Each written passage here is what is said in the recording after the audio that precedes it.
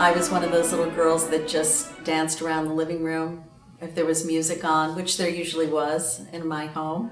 And I would just twirl and dance and skip around the living room. It's just something inside you. I mean, I hear music now, and if I hear a good salsa, I just can't sit still. It's in your blood. My mother was a dancer, and my father was a singer. So I definitely grew up in a theatrical and musical home. My father worked at Radio City Music Hall, and I grew up toddling around that big stage. Everyone said to me, "Oh, you going to be a rockette when you grow up?" And I used to tell them, no, I was going to be a ballerina. Who knew?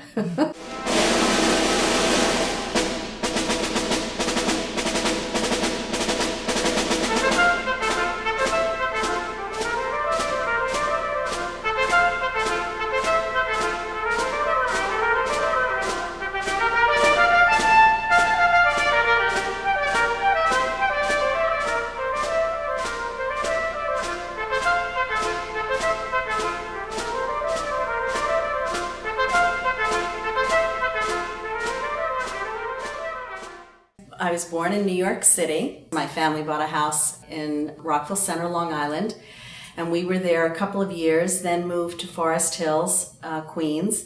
And when I was young, I was very prone to respiratory problems, a lot of bronchitis. So my parents made the decision that my mother would take me and move to Southern California. And my father stayed in New York with his job at Radio City Music Hall. He was director of stage operations then. I was ages 9 to 11. I lived in California. And I was too young to really recognize what a great sacrifice that was on my parents' part. And I also started what I would say is my very good ballet training. I studied with a woman who was formerly with Sadler's Wells Ballet of England, and she was just opened her own school. Her name was Daphne Geard, and she taught the Royal Academy of Dancing syllabus. So I was there for grades 3 and 4, and you had to pass an examination at the end of each season in order to advance to the next grade, next level. And we would have an examiner come from London. The training that I had there was very good. And I really learned ballet terminology, and it was a very good foundation. So I did blossom out there. Then we moved back to New York. And that's when I started at the Joffrey School. Not even a teenager yet, but I remember Mrs. D'Addario, the director of the school, said, well, we'll put her in a class and see how she does. And I guess apparently I did all right. To become a professional dancer, she can't wait until she's out of high school to decide to have serious training. She needs to start now while the body is young and pliable. And so we discussed it as a family, and I decided that I would take the plunge and try for it as a professional career.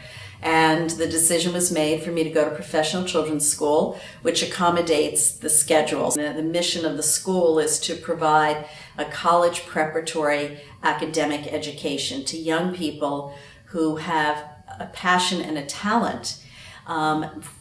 For those young people, a traditional school day doesn't work. So I was dancing 2.5 to 3.5 hours a day, and I did this 6 days a week, 50 weeks a year. My senior year of high school, I was working as an apprentice with the company, and I would only go to school on their day off, which was Monday.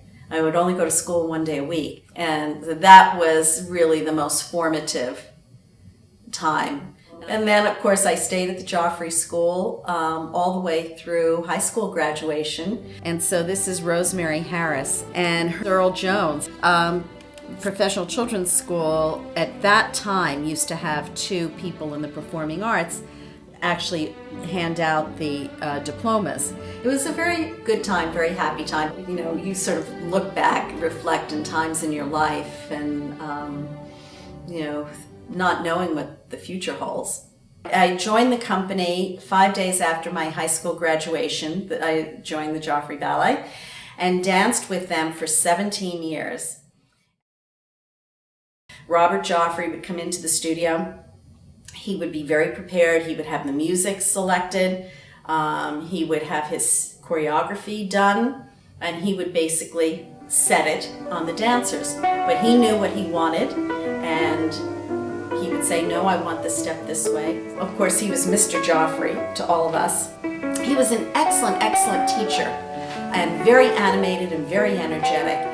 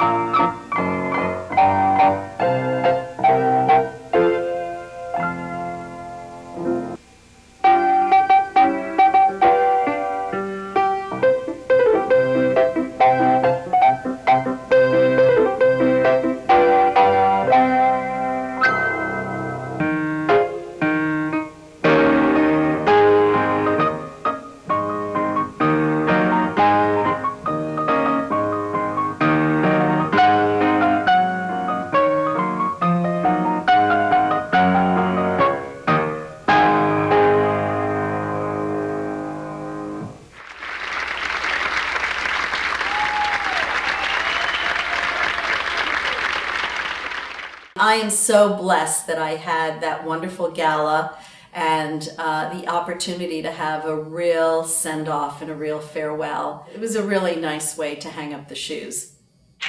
Good evening, ladies and gentlemen. I am Beatrice Rodriguez, a friend and colleague of Denise Jackson. It is my honor and privilege to welcome you to the Denise Jackson tribute, a bittersweet occasion for all of us. They had interviews with people that had partnered me or choreographed for me, or Robert Joffrey spoke, Gerald Arpino spoke. Denise Jackson entered the Joffrey School at the age of 11 and a half years old. Bob Joffrey quickly recognized her talent and awarded her a Joffrey Scholarship. Denise Jackson's artistry exemplifies the beauty and importance of a Joffrey Scholarship program. I went to watch class, and there was this young dancer there, very vibrant, wonderful line, marvelous concentration, and you know that you're going to work together. There's just something about when you see a dancer that you feel very special about. And Denise was always that person to me. It's wonderful when you can see your own work danced well. And that was the marvelous thing about Denise. When you choreographed for her, it was even better than you hoped it would be.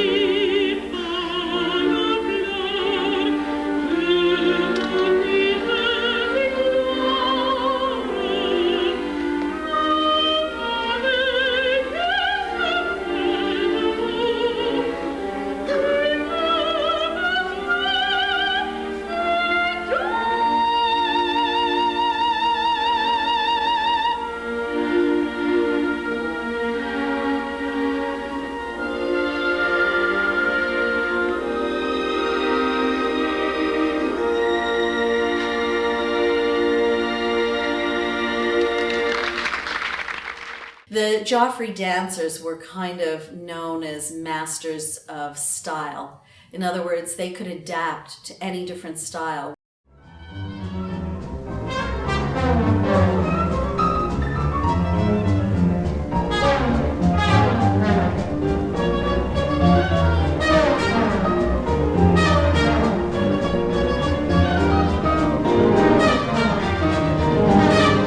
I think of all the ballet companies, we had a very diverse repertoire, so we were specialists in picking up different styles.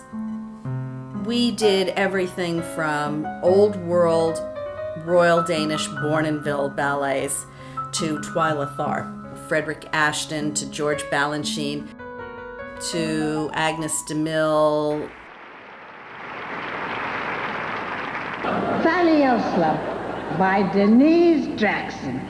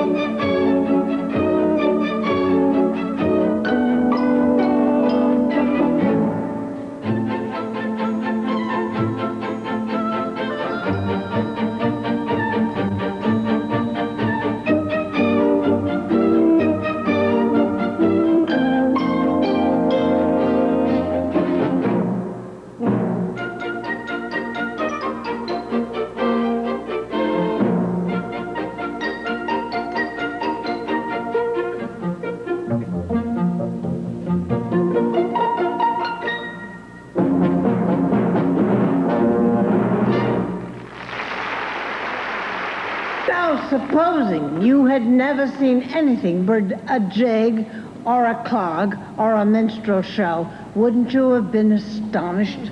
Elsler was particularly known for her dances en demi-caractère, and she was matchless. And here we have a cachucha, Spanish dance, which brought Paris to its feet screaming and Boston to its knees.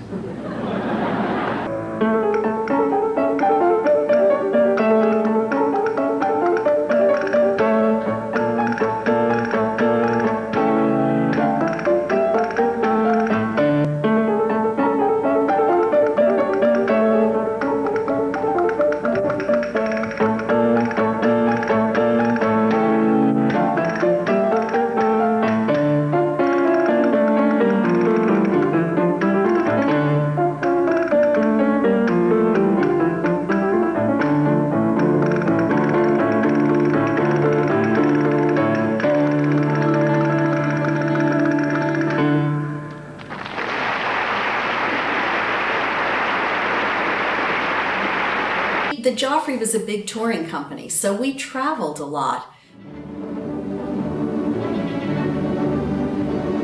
The Joffrey Ballet, live from Art Park.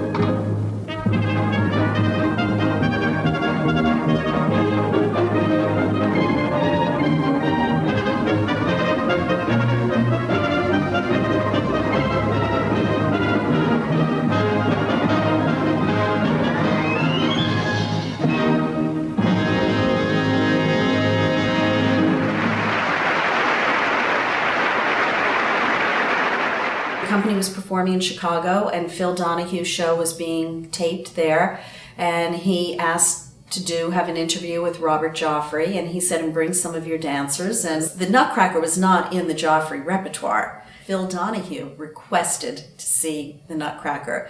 And of course, it was in my repertoire because I frequently did guest appearances as the Sugar Plum Fairy in the Nutcracker. So I had the tutu and the tiara.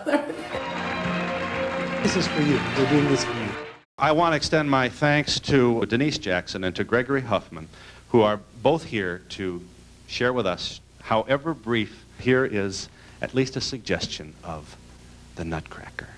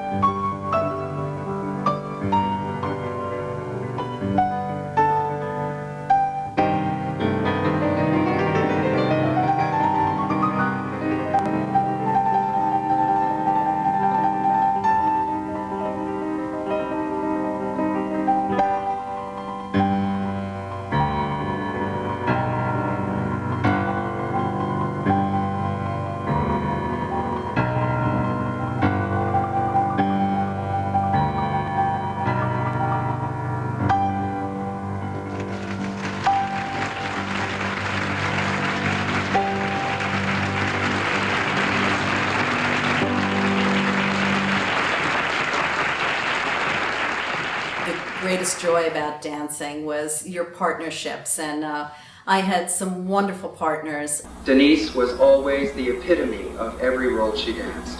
I would like to share with you a few of the discoveries I have made through the years working with her to a successful pas de deux.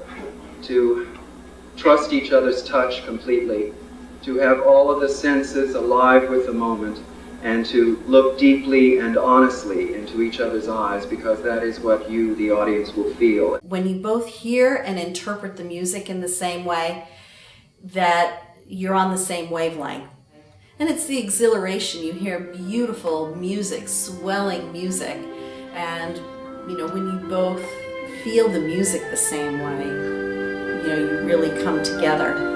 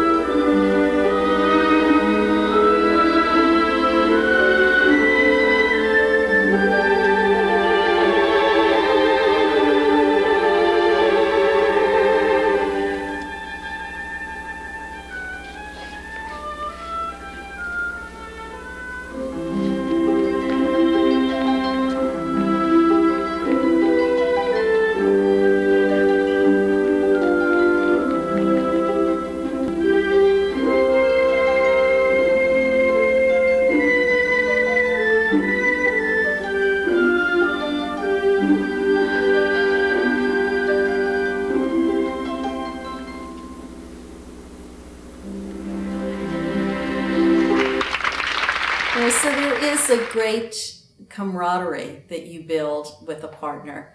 The goal is to dance as one person. There's just a physical chemistry too. Do you feel comfortable in someone's arms? You know, there's a great deal of trust when you're doing some very difficult lifts. We did one ballet, Taming of the Shrew. The lifts were very, very difficult. And you really have to trust your partner and make sure that he's going to catch you and lift you in the right, when you jump, he's prepared to lift you. Kate is the shrew, and she's wild, and he's trying to tame her. And so there are all these moves, like, you know, he's got her in a half Nelson. That's the one, you know, with her, she's like this, and he's got her neck is pinned down.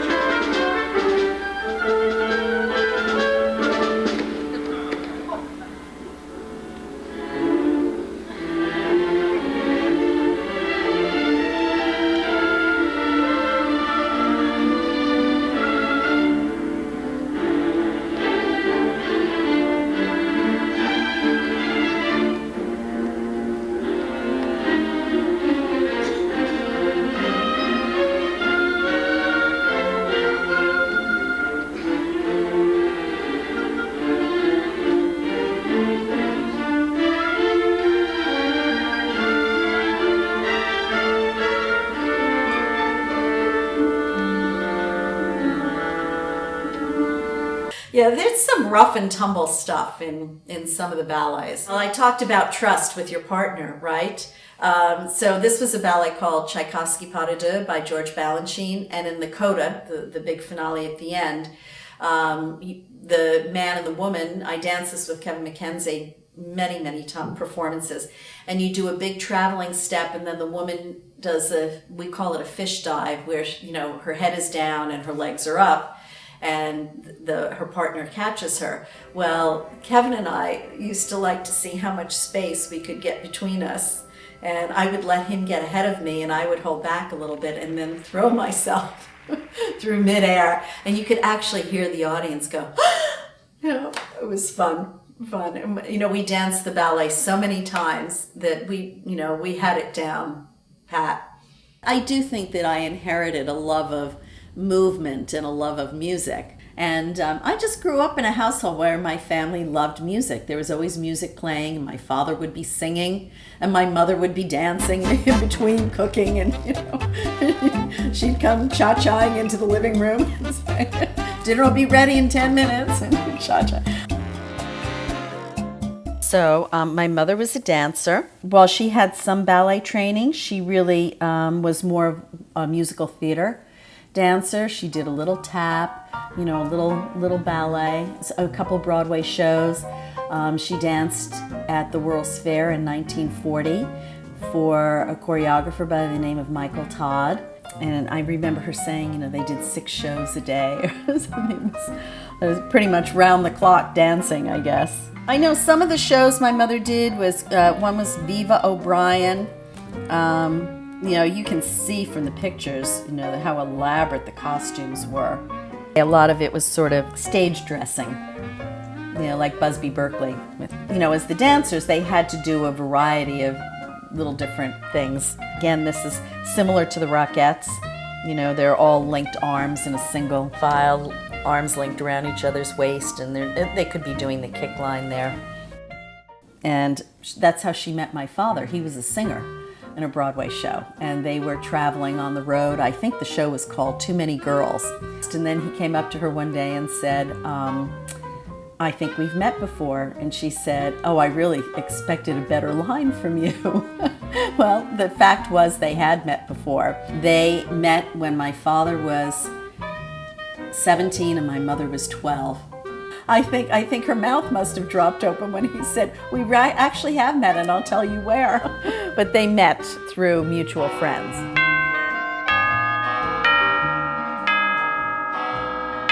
My father was born in New York City.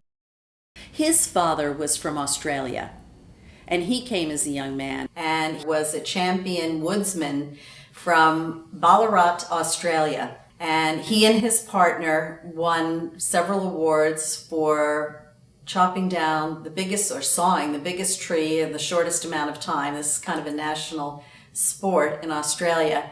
A European circus impresario was in Australia and saw them and asked if they could make some sort of act to travel around Europe in the summer circuses.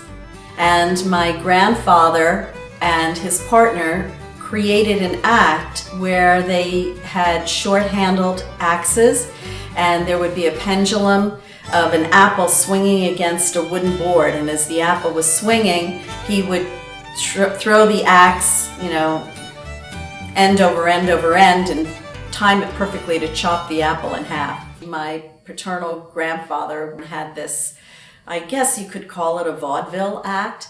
And so my father and his twin sister would be part of the act, and they would travel with him.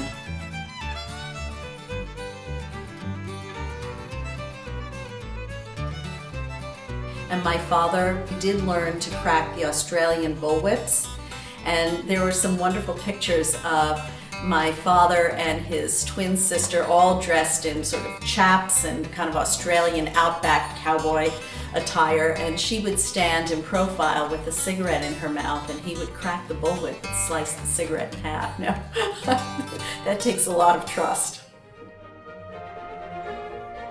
She has danced 4 ballets based on Shakespeare: The Morse Pavane, Taming of the Shrew, Romeo and Juliet, and The Dream.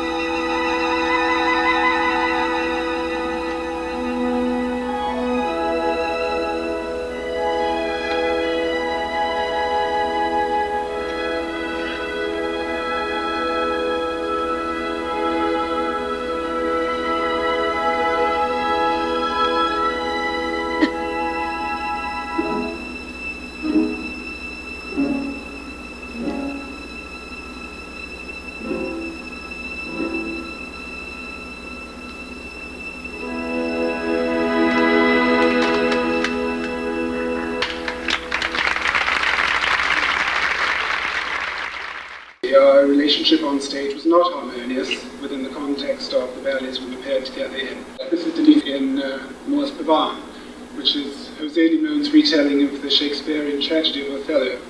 And Denise here is Desdemona. And Desdemona is all trust and innocence. And I think that's very apropos, because that is how I saw her in those early years. She had this lovely, long, elegant neck, and an aristocratic chin, and oval face, and almond eyes, and this sad, forlorn expression that used to make her appear that she would burst into tears at any moment. Even when she was happy, she looked as though she was in a state of melancholy, and I used to tease her mercilessly. And I used to call her Melanie, because she used to remind me of Olivia de Havilland and Gone with the Wind. Denise has an unsurpassed record when it comes to dancing Arpino ballets. She has danced in over 14 of my works. I recall her diligent work, her concentration, her sense of humor in the rehearsal room with me, Bob Joffrey, and our wonderful ballet master, Scott Bernard. You will see her dance another unforgettable role in my ballet Kenton, partnered by another outstanding artist, an alumnus of the Joffrey Ballet, Kevin McKenzie.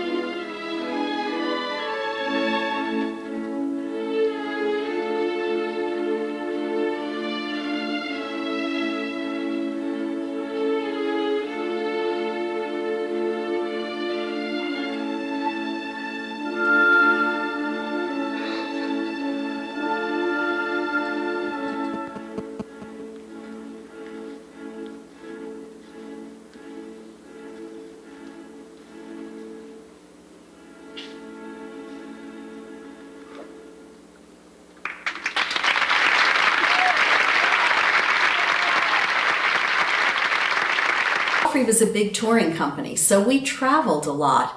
There's an international ballet competition in Varna, Bulgaria, which happens every 2 years.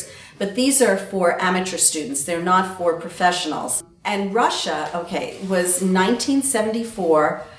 The U.S. State Department sponsored a tour in collaboration with the Soviet Union Ministry of Culture. And we went to the Soviet Union on a 4-week tour in 4 different cities. We were we started in Leningrad, then we went to Vilnius, which is in Lithuania, then we went to Riga, which is in Latvia, and then finished the tour with a week in Moscow.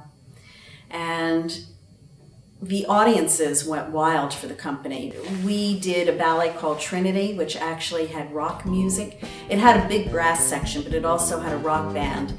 And they'd never seen anything like that, in ballet in the Soviet Union. And we were wildly popular with the young people there. And it was quite an experience for us. Mr. Arpino's Trinity, of course, brought the house down with every performance.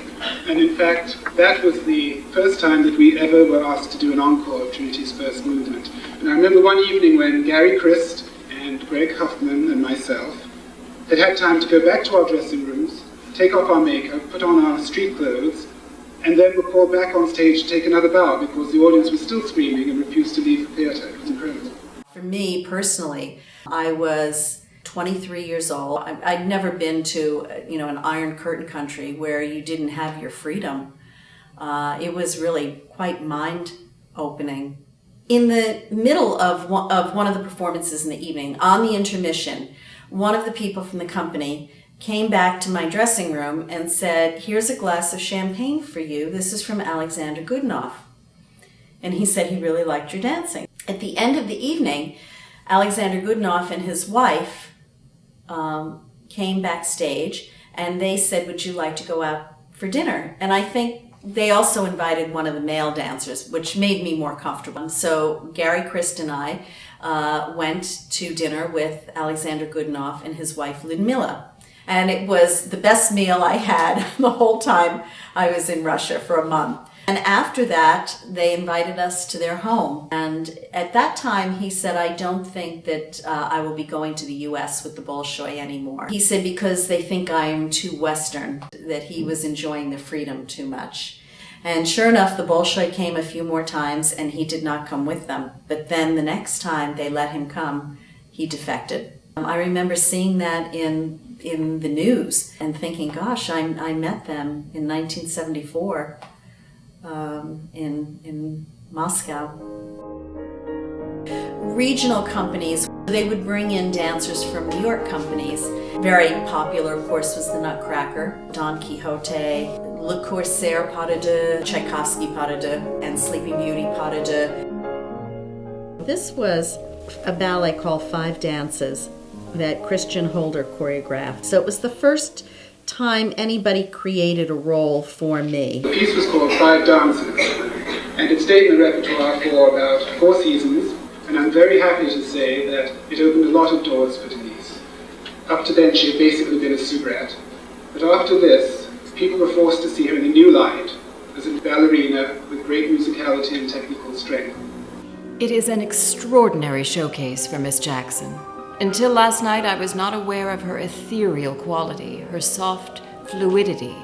She reminds me of Natalia Makarova, and that takes more than a little talent.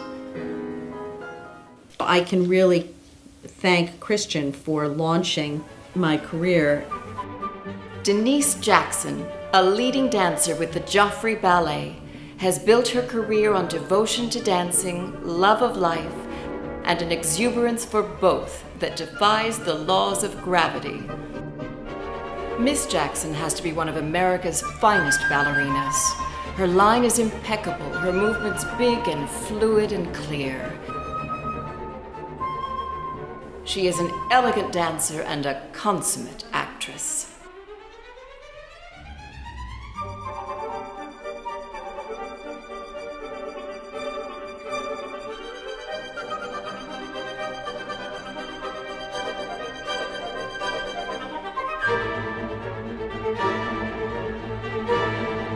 During Joffrey board meetings, I sometimes sat next to a gentleman named Donald Sutherland. At one board meeting while discussing the budget, he said, "You know, I'd like to meet one of those beautiful dancers, Denise Jackson." I introduced them, and about a year later, they were married. Well, I was still dancing when I met him. I was 31, and we were married. I was 33, and I danced until I was 35, and that's when I retired. And I had a wonderful life ahead of me, so I was very fortunate in that regard because not all of my colleagues had that. Sometimes they're forced to retire because of injury, or they're just getting on in years and they see their roles being taken away from them. And, you know, I didn't want to see the backside of the mountain. I wanted to retire while I was still at the apex. And it was a happy occasion because I was going off to a wonderful new life.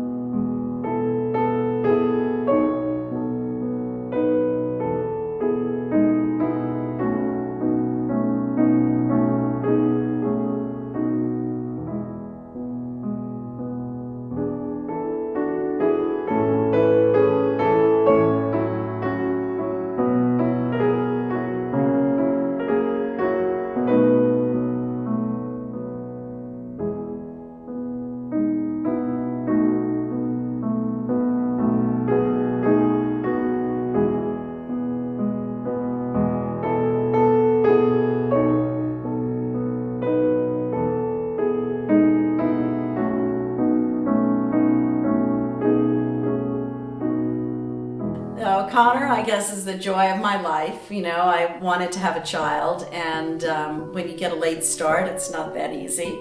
But I was thrilled to find out that I was pregnant and gave birth to a healthy baby boy, and he's just been the joy of my life.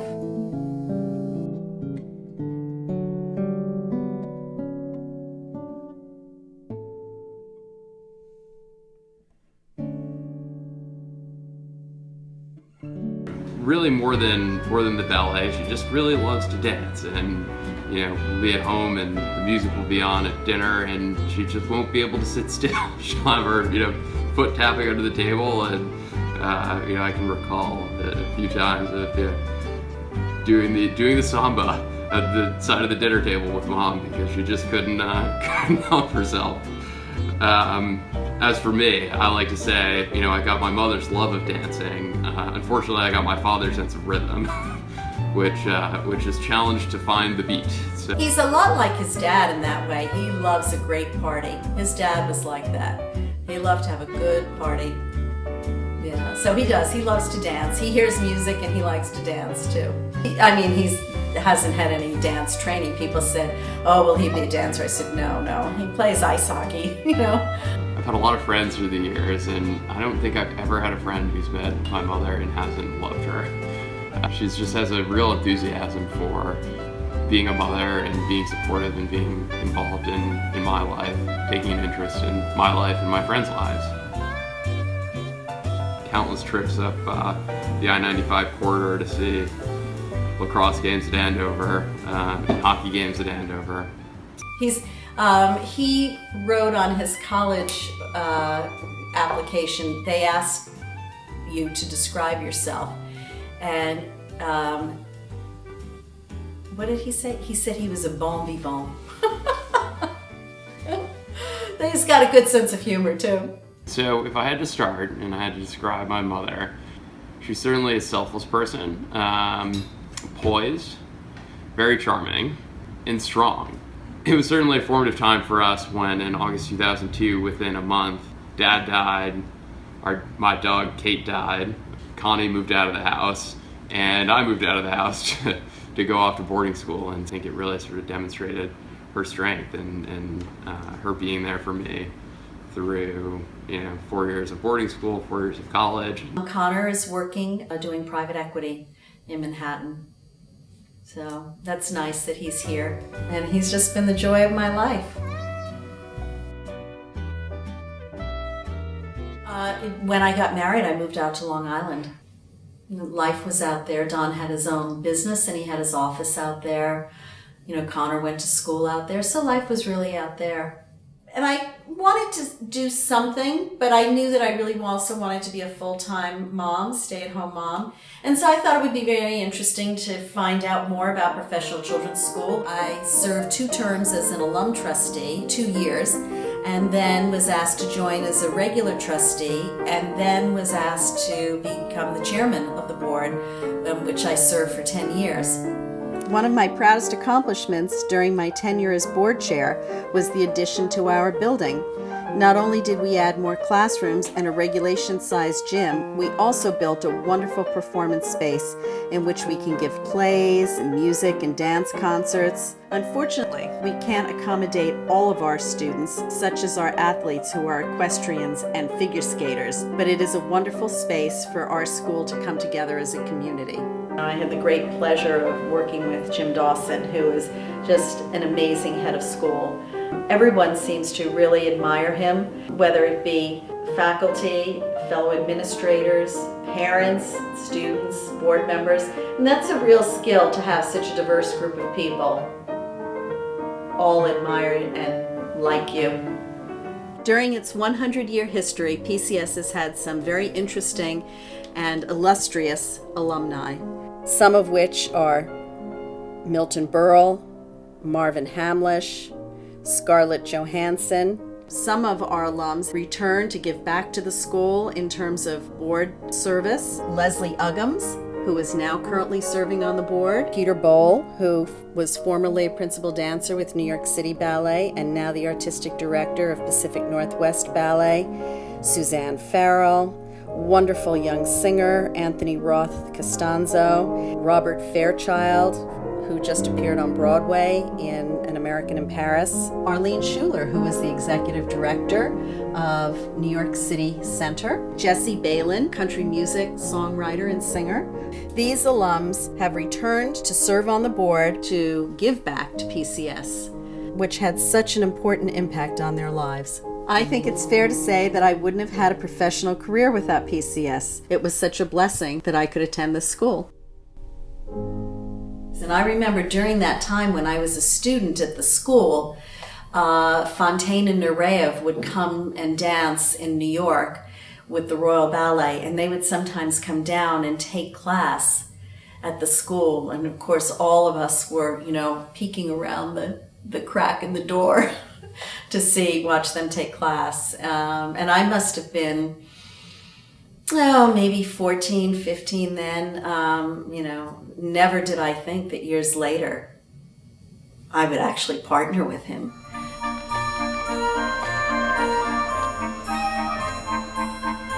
We don't really know what Nijinsky danced like. I mean, I didn't see him.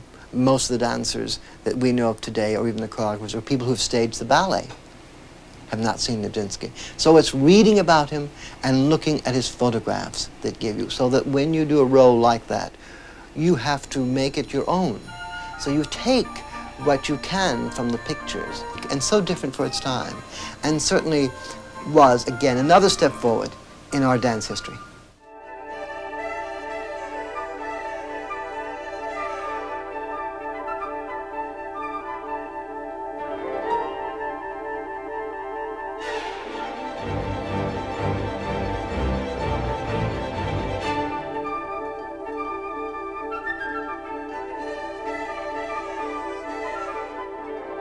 So it's a Russian carnival, and the man in the yellow robe with the big turban is called the charlatan, and the charlatan brings the puppets to life.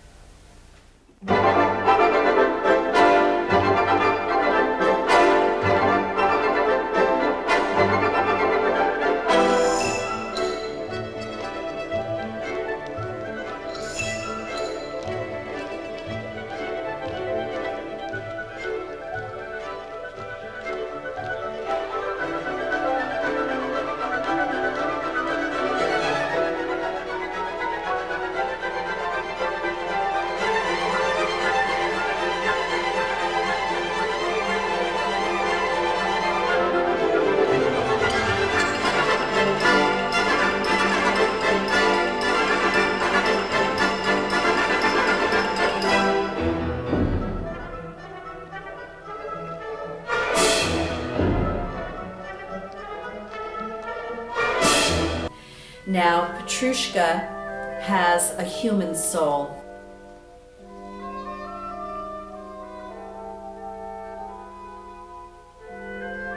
She's a ballerina and she just wants to look pretty, and she likes the blackamoor, and he likes the ballerina doll because she's pretty.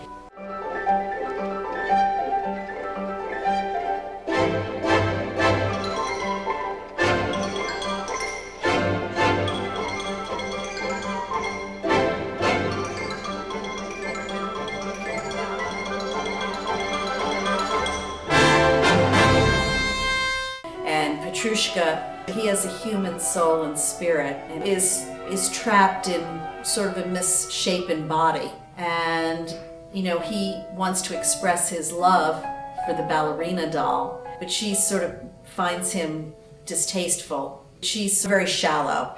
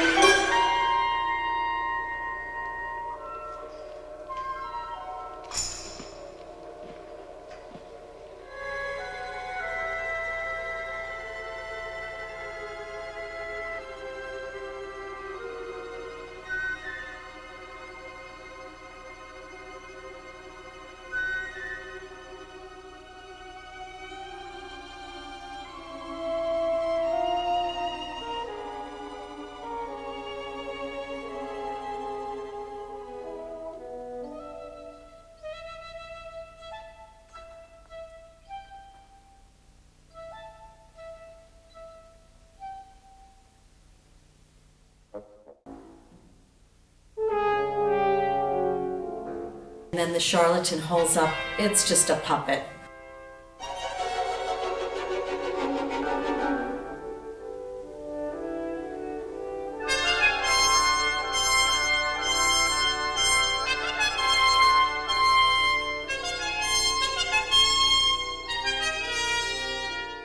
Look at me, I really have a soul, I'm really a person, and it's, you know, his spirit is trapped in this puppet body.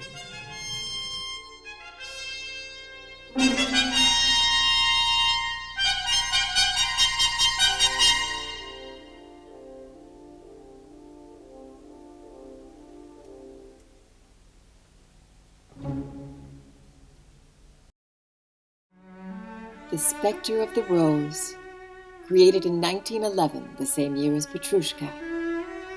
The idea for the ballet began with a couple of lines from a poem by Théophile Gautier. I am the spirit of a rose that you were wearing at the ball last night. About a girl who comes from a ball and she's been presented a rose. She sits down, overcome from emotions and perfume of the rose, and she dreams of this beautiful vision, which visits her. And what I thought, you know, since young and experienced girl could think only in terms of herself, so she visualized him as herself. Again, when anybody speaks about Spectre de la Rose, everybody, first of all, they speak about the ultimate jump, the final jump through the window. But, well, that takes about, well, probably 2 seconds. But what you do with the other 9.5 minutes?